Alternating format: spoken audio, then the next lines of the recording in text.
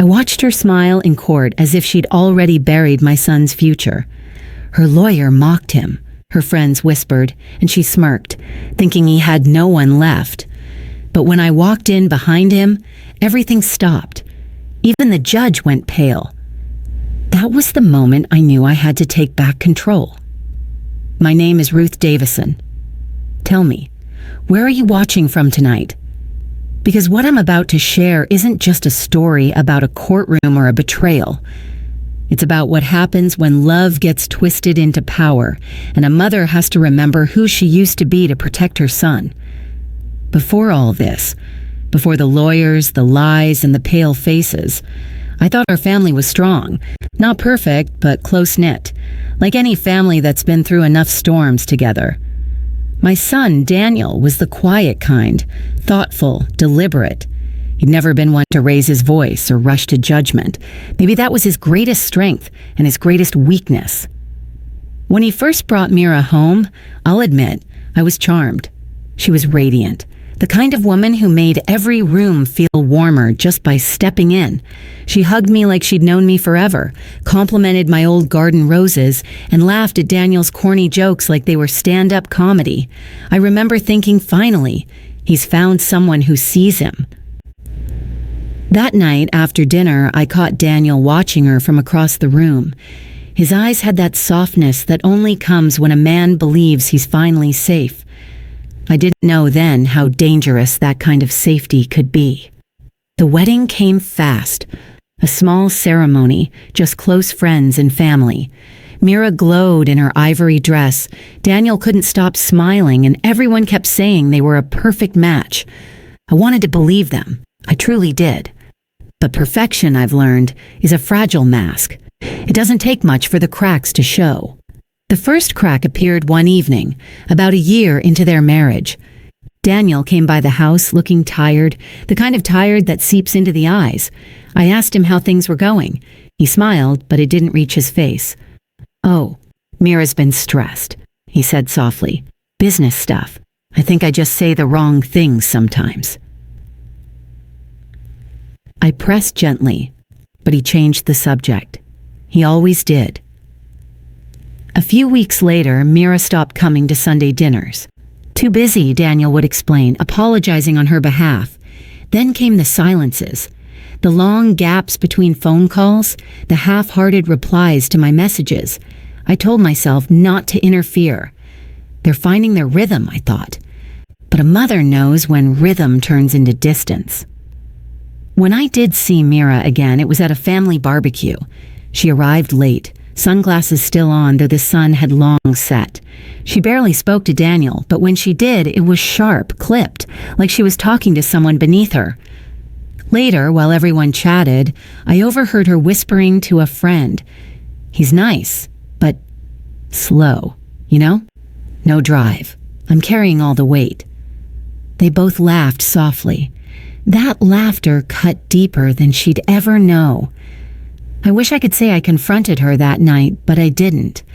I just stood there, frozen, telling myself maybe I'd misheard. Maybe I was overprotective.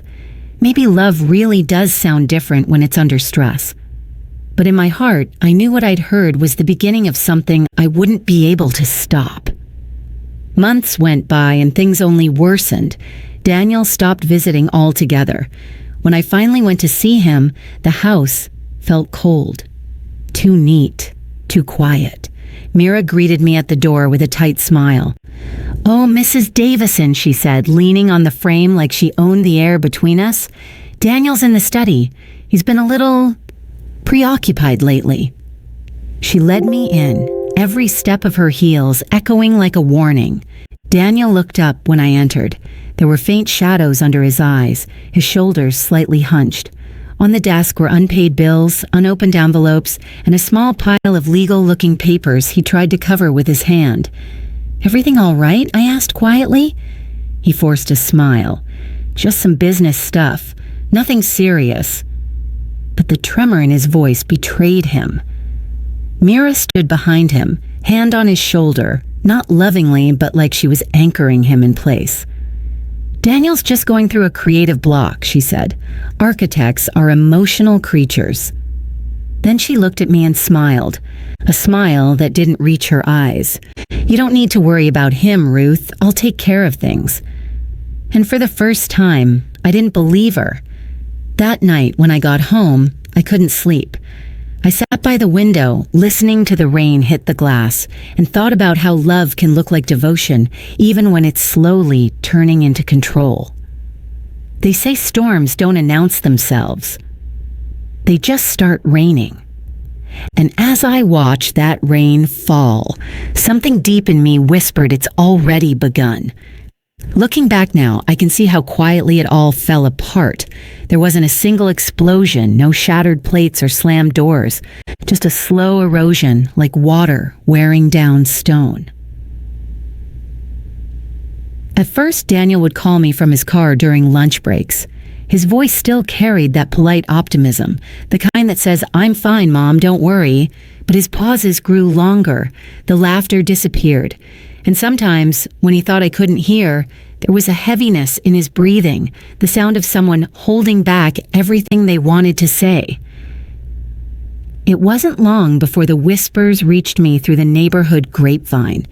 Mira was bragging to people about her new investments, a boutique she was opening, a trip to Dubai for market research.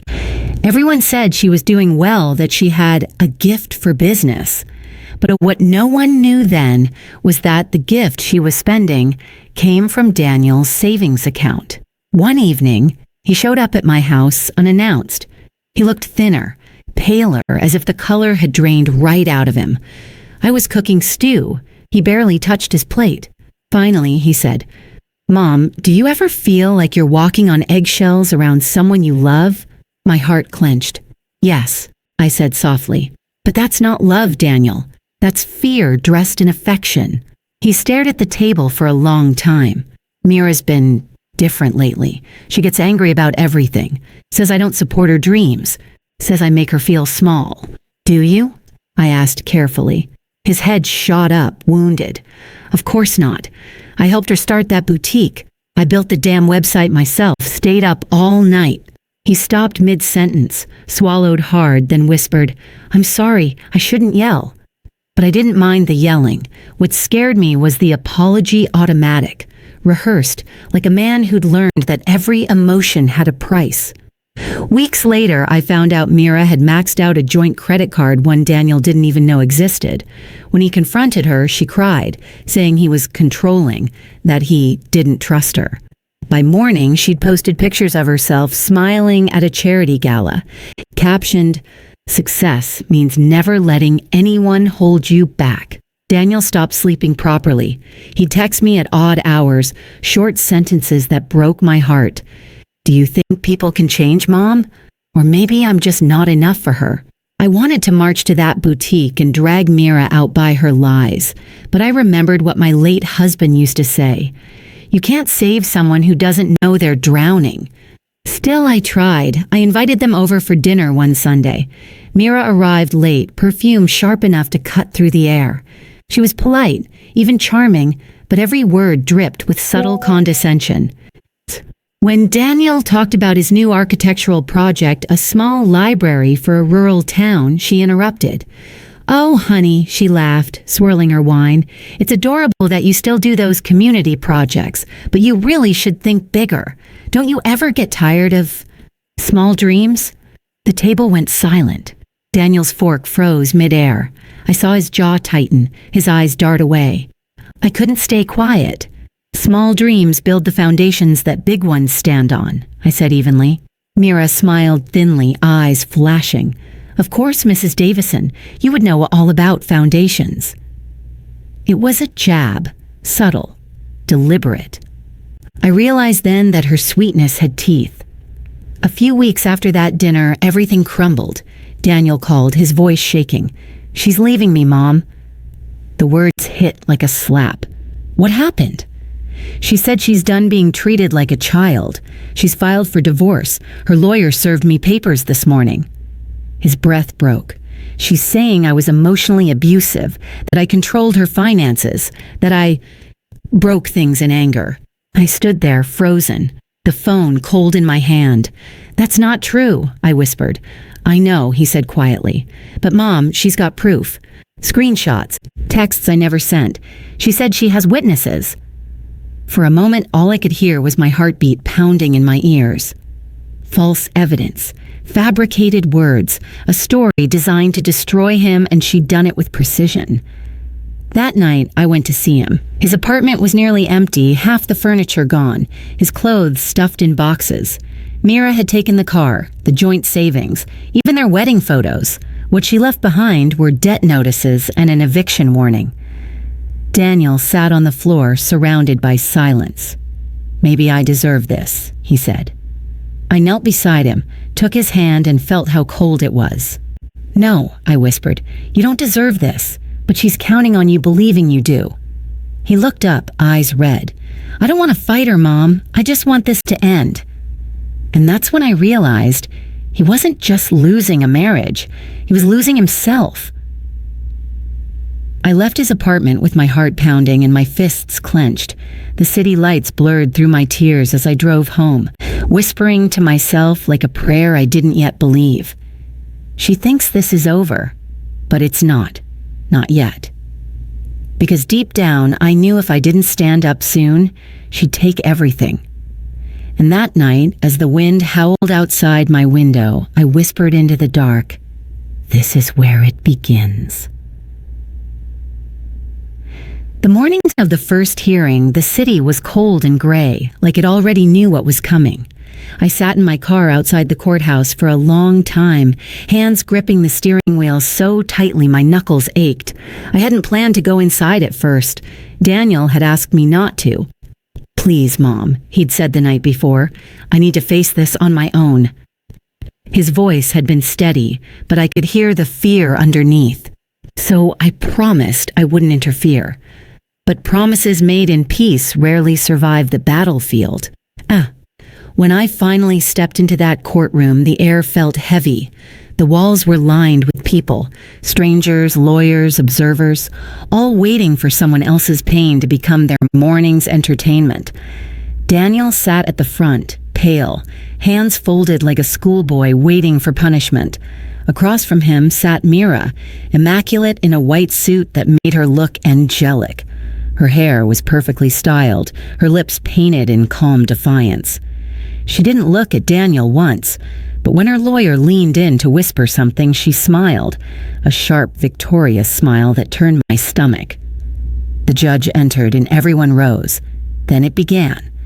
Her lawyer spoke first, smooth voice, polished words.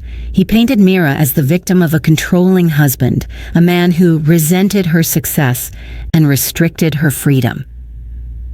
"Mrs. Mira Davison," he said, emphasizing her married name as though claiming it for his client, "built her career through sheer determination despite enduring emotional neglect and manipulation." Mira lowered her eyes, the perfect performance of wounded grace. I could almost hear the unspoken message. Poor woman, brave survivor. Daniel sat silently, his lawyer occasionally leaning over to ask questions, but he barely responded. He just stared at the table. His shoulders looked smaller than I remembered. When it was his turn to speak, he stood, awkward, trembling. I never hurt her," he said softly. "Not once." His voice cracked and Mira's lawyer immediately jumped in. "Of course you deny it," he said smoothly, "but Your Honor, we have evidence." He handed over a folder thick with papers. Inside were screenshots, printed text messages, and a few photos. I saw Daniel's expression change as he flipped through them. Confusion, disbelief, then horror. "These are fake," he whispered. "I didn't write these."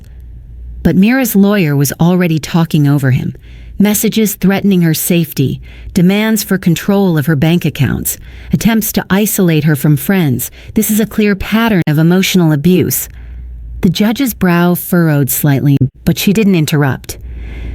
Mira dabbed her eyes delicately with a tissue. "I just want peace," she said softly. "I want to move on." I wanted to scream, to stand up and shout that she was lying, but I couldn't, not yet. Instead, I sat still, gripping the edge of the bench until my fingers tingled. Every lie she spoke echoed like a bell tolling for my son's life. Then came the final blow. Her lawyer stood again, feigning regret. "Your Honor, my client has witnesses willing to testify that Daniel displayed anger issues, that he often raised his voice, sometimes even—" He paused, dramatic. "Threw things." Daniel's lawyer objected, but the damage was done. The room shifted. People whispered. Mira looked down, trembling just enough to appear fragile. Daniel looked at her, his face pale. "Mira, please," he said quietly. "You know that's not true." For the first time that day, she looked at him. Her eyes were cold. "I'm just telling the truth, Daniel," she said, her voice soft enough for only a few of us to hear.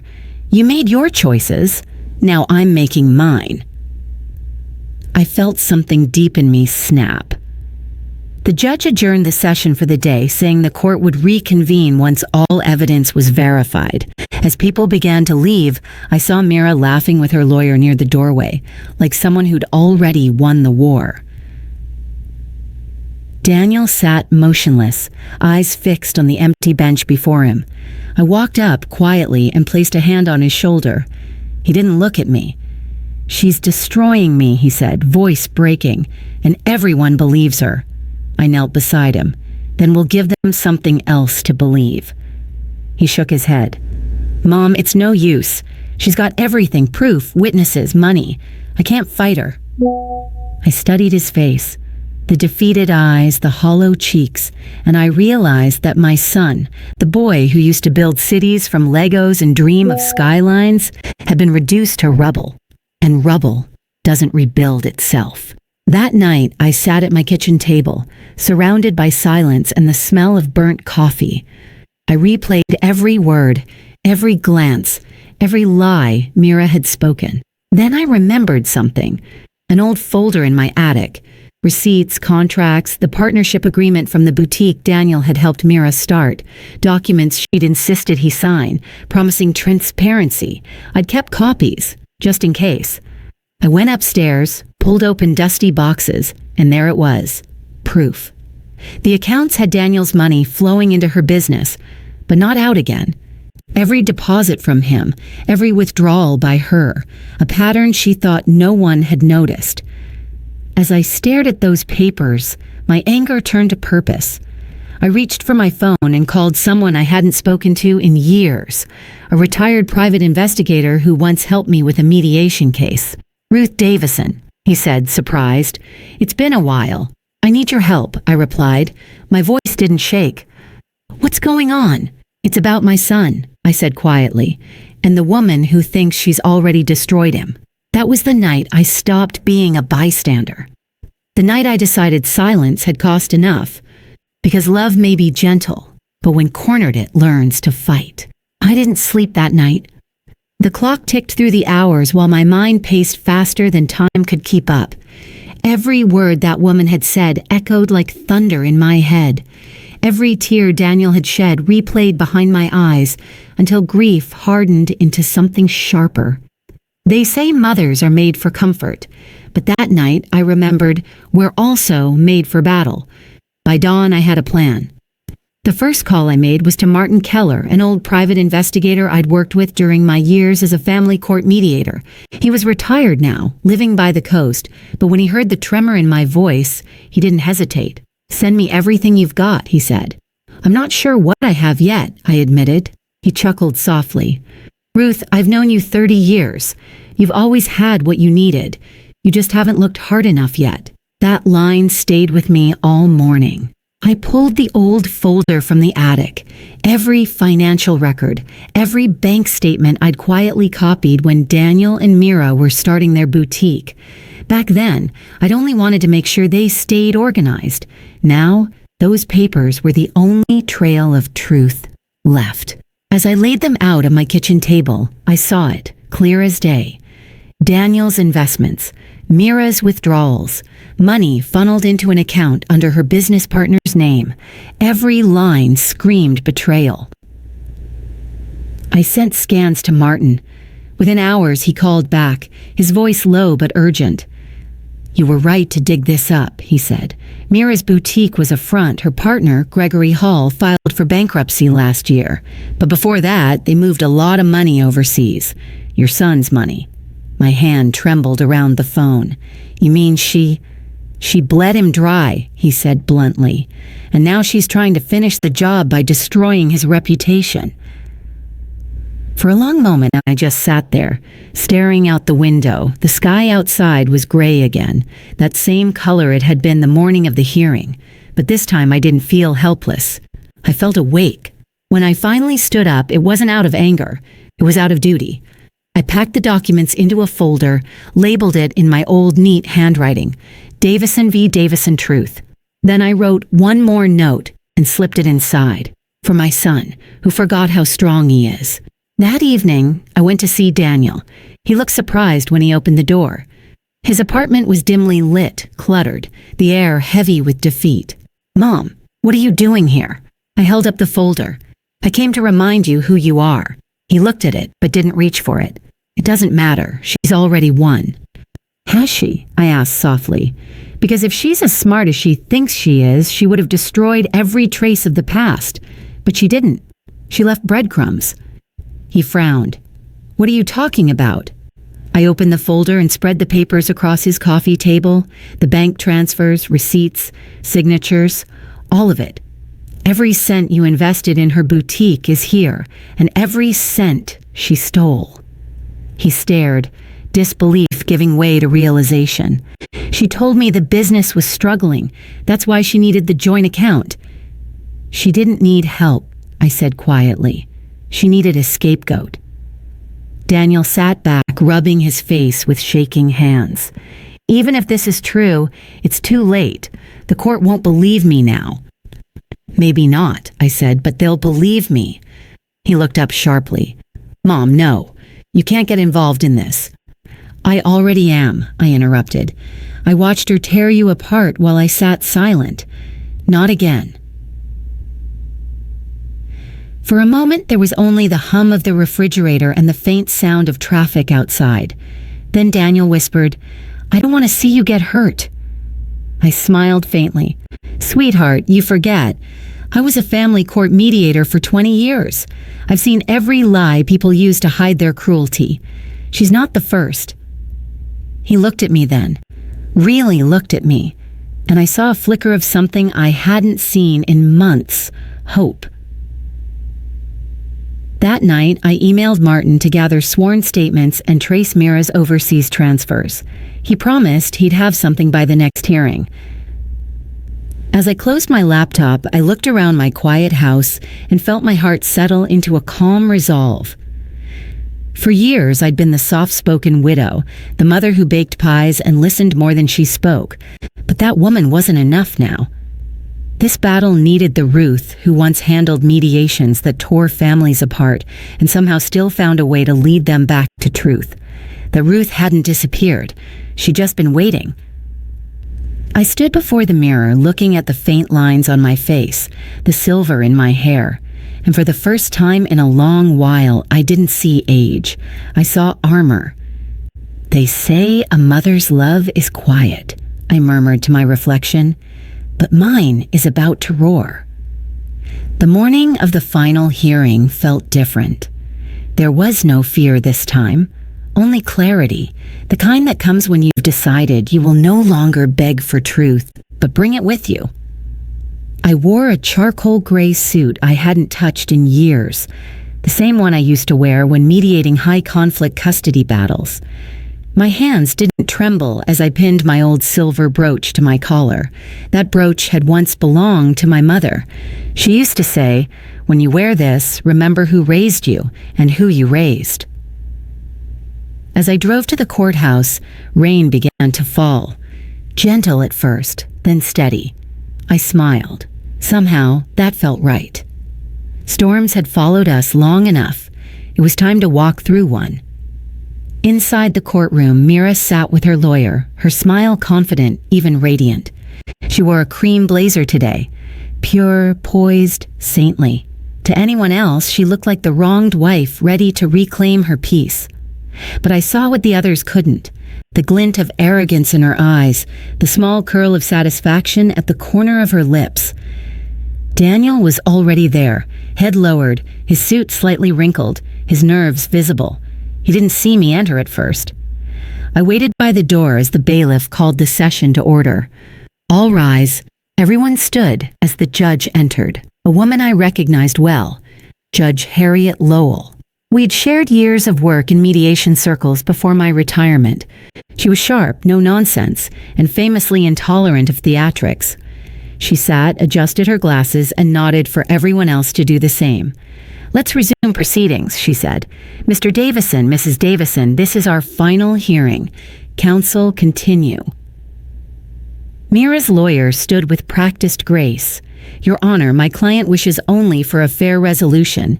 Given the emotional distress she's suffered, the financial dependency she endured, and the manipulation she overcame, she requests rightful alimony and possession of the marital residence."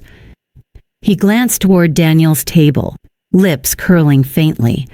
"Frankly, Your Honor, she seeks only what she deserves after surviving years of suppression." Mira folded her hands demurely and bowed her head, the perfect picture of wounded virtue. I stepped forward quietly, my heels echoing against the marble floor. Every head turned as I entered the aisle behind Daniel. His lawyer blinked in surprise. Daniel looked up and froze. Mira's smile faltered just slightly.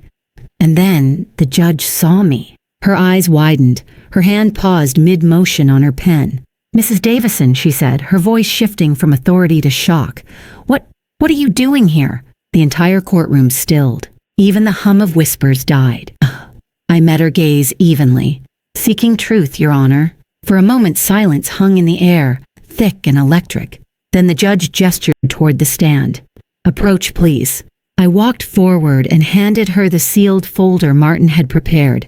Inside were the bank transfers, the signed business contracts, and a sworn statement from Gregory Hall, the man Mira had secretly partnered with and, as Martin's investigation revealed, been romantically involved with during her marriage to Daniel. Judge Lowell skimmed the first few pages. Her expression changed from curiosity to disbelief to contained anger. Mira shifted in her seat.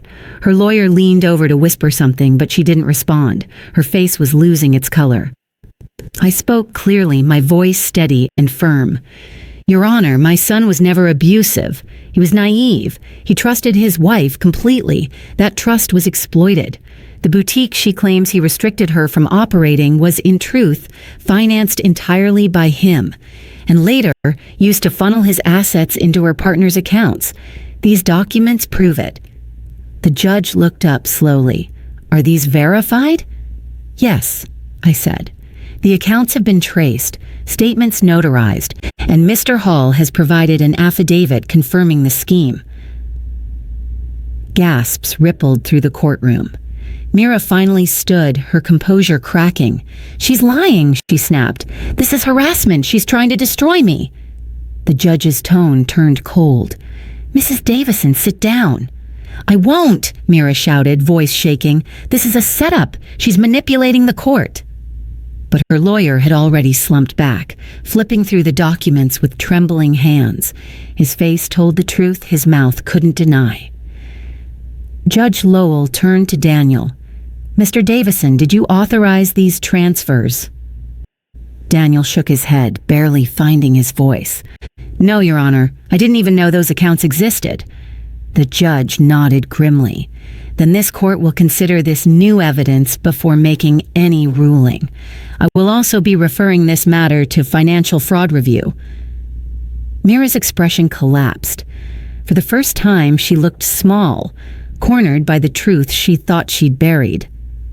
I looked at her, and our eyes met.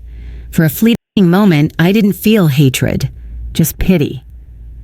"You used my son's love as a weapon," I said softly, "but love remembers, and today it remembered everything." As the hearing ended, the judge spoke quietly to me before leaving. "You always did have a way of finding truth in the mess, Ruth." I smiled faintly. "Some habits don't retire, Your Honor." Daniel stood frozen beside me, eyes glistening, lips trembling like he couldn't find words big enough to hold his relief. Finally, he whispered, "You came." I placed my hand over his. "Of course I did. You're my son." Outside, the rain had stopped. The air smelled new, cleansed. For the first time in a long while, Daniel stood tall again. Justice wasn't over yet, but the storm had finally begun to break. The next few weeks passed in a strange calm, the kind that doesn't arrive with peace right away, but with exhaustion. Like the silence after a long thunderstorm when you're not sure whether to rest or start rebuilding. Daniel stayed with me during that time. My house, once too quiet, suddenly felt alive again. His shoes by the door, the smell of coffee in the mornings, the sound of him pacing in the living room while talking to his lawyer. He was rebuilding piece by piece. His reputation, his business, his belief that truth could still stand up to lies. But sometimes I'd catch him staring into space, his eyes distant, and I'd know some wounds don't close just because a judge believed you. Justice can restore your name, but it can't instantly heal your spirit. When the court reconvened 2 weeks later, Mira didn't come alone this time. Her lawyer had been replaced. She looked thinner, quieter, her confidence stripped bare. The room was smaller that day, less crowded. Only a handful of observers, the attorneys, and the same judge who had once looked at me with surprise and now looked at me with something closer to respect. Judge Lowell's voice was steady as she delivered her verdict. After reviewing the submitted financial evidence, this court finds that Mrs. Mira Davison knowingly concealed assets and misrepresented the nature of her financial dependency. All claims of emotional abuse are dismissed, and the court grants Mr. Daniel Davison full ownership of the marital residence and joint business assets. Given the evidence of misappropriation, restitution may be pursued through separate civil proceedings. Her gavel fell once, sharp and final. Daniel closed his eyes, not in triumph, not even in relief, just in quiet disbelief, like a man who had been underwater too long and had finally broken the surface. Mira sat motionless, her hands clenched, her head bowed. When she finally stood, her voice was hoarse. "I loved you once," she said softly to Daniel, "but you never really saw me." Daniel didn't respond. There was nothing left to say. She turned and walked out before the bailiff could even open the door for her. Outside, the winter air bit through our coats. The courthouse steps were wet, the last of the morning rain still shimmering on the pavement. Daniel took a long breath. "I thought it would feel different," he said. "Winning, I mean." I looked at him carefully. "Because what you wanted wasn't victory, Daniel. You wanted understanding, and sometimes people who betray you never give that back." He nodded slowly, eyes glistening. "I lost so much time trying to prove myself to her." "Yes," I said, "but now you get to spend that time proving something better, to yourself." He smiled faintly, the first genuine one I'd seen in months. "You sound like Dad." I chuckled. He used to say the same thing about me. We stood there for a while, watching the clouds part above the city. The sun broke through, weak, hesitant, but there. It felt symbolic somehow. The world was still gray, but it wasn't hopeless. Later that evening, I found myself alone in the living room. The old fireplace crackled softly. I pulled out an album I hadn't touched in years, Daniel's childhood photos. Him as a chubby toddler holding a toy truck, grinning up at me like the world would always be kind. I traced my fingers over the picture. "You were always gentle," I whispered, "and maybe that was your strength all along. Because gentleness isn't weakness. It's the quiet kind of courage, the kind that survives even when everything else breaks." A few days later, Daniel came into the kitchen holding a letter. "It's from Mira," he said quietly. He handed it to me, his fingers trembling slightly. I hesitated, then opened it. The handwriting was elegant, deliberate. It read, Ruth, I know you'll probably never forgive me. I don't ask you to, but I want you to know. What I did came from fear, not hatred. I was terrified of being powerless. I see now that in trying to control everything, I lost the only people who ever saw me clearly. Tell Daniel, I'm sorry. Truly, I'll face what's coming. I just needed you to know I'm not proud of what I became. I folded the letter gently and placed it on the table. Daniel stared at it for a long time. Then he said, Do you believe her? I thought about it. I believe she's broken. And sometimes broken people only understand truth when it's too late. He nodded. I think that's enough for me. It was strange how forgiveness can slip in quietly, not as approval, but as release. And in that moment, I saw it happen. Daniel wasn't excusing her. He was letting her go. That night, as I sat by the window watching the stars, I felt a weight lift off my chest, not just for him, but for me too. I'd spent so long thinking my role was to protect, to fix, to fight. But maybe sometimes a mother's greatest power isn't in saving her child, it's in helping him save himself. And as the clock ticked softly in the quiet of my home, I whispered to the dark, We did it, Martin. He's free. It's been 6 months since that day in court. Sometimes it feels like a lifetime ago. Other times, like it only just happened. Pain has a strange rhythm. It echoes long after the moment passes, fading and returning in soft waves, like tides that refuse to forget the shore. But here's the thing I've learned. The waves don't drown you forever. Eventually, they begin to teach you how to float. Daniel has moved into a small apartment near the lake. He says he likes waking up to the sound of the water. He started painting again, something he hadn't done since college. His kitchen counter is always messy with brushes and half-finished canvases, splashes of color where grief once lived. Sometimes, when I visit, he insists I sit by the window while he works. He paints quietly, lost in rhythm, and I make tea. The silence between us isn't heavy anymore. It's peaceful. It's earned. Last week, he showed me a piece he'd finished. It was called Unraveled. A canvas filled with tangled strokes of gray and blue, merging into gold at the edges. I asked him what it meant. He smiled. It's about what happens after everything falls apart, how beauty doesn't come from perfection, it comes from what survives it. I didn't say anything then, but I'll tell you now. I cried later that night, because that's exactly what we both had done. We survived it. As for Mira, word reached us that she took a plea bargain for financial misconduct.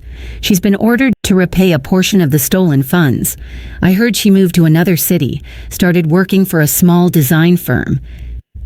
Part of me wanted to hate her forever, but the truth is, I don't. Because hate keeps you tied to the very thing that hurt you. And I've carried enough weight in this lifetime to know when to set something down. I wrote her once, just one letter, not to forgive her exactly, but to close the loop that pain had left open. It said, We are all made of choices, Mira, some noble, some cruel, but every choice teaches something. You taught me that silence can be dangerous, but truth can be liberating. I wish you healing, even from afar. I never mailed it. I didn't need to. Sometimes the act of writing is its own kind of release. Life has found a new rhythm for me too. I joined a local community group for retired mediators. We meet every Thursday to discuss cases, share stories, and mentor young professionals. I've even begun teaching workshops again. Nothing formal, just small circles of people trying to learn how to listen better, speak kinder, judge slower. A few weeks ago, one of the younger women asked me, Mrs. Davison, how did you stay calm when your family was being torn apart? I smiled. I didn't. I just learned that calm isn't the absence of fear. It's the choice to keep standing in it. She wrote it down like a quote, but it wasn't wisdom. It was survival. There's a new photo on my mantle now. It's Daniel standing by the lake, sunlight bouncing off the water behind him. He's smiling, not forced, not cautious, just present. Every time I look at it, I think about that courtroom day, the way the judge's face went pale, the shock in Mira's eyes, the strength in Daniel's silence. And I realize that was the moment my son came back to me. Not the boy I'd raised, not the man who'd been broken, but the version of him who finally understood that being kind doesn't mean being blind. One morning recently, I sat on the porch with my coffee, watching dawn stretch across the sky. The horizon glowed soft pink and gold, like the world was exhaling. I thought about everything we'd lost: trust, time, peace, and everything we'd found in its place: truth, courage, grace. That's the thing about life. It doesn't return what was taken. It offers you something new, if you're brave enough to reach for it. So when the sun broke through the last line of clouds, I whispered to the light, "Thank you for the ending and for the beginning hiding inside it." To anyone listening who's ever watched someone you love be mocked, betrayed, or humiliated in front of the world, I want you to know something. Justice doesn't always come in the way you expect. It doesn't always come in courtrooms or with applause. Sometimes it comes quietly, when you finally look in the mirror and see peace looking back. And if you've ever felt powerless, unseen, or silenced, remember this: the truth may take its time, but it always arrives. I am Ruth Davison. And after everything, I am finally free,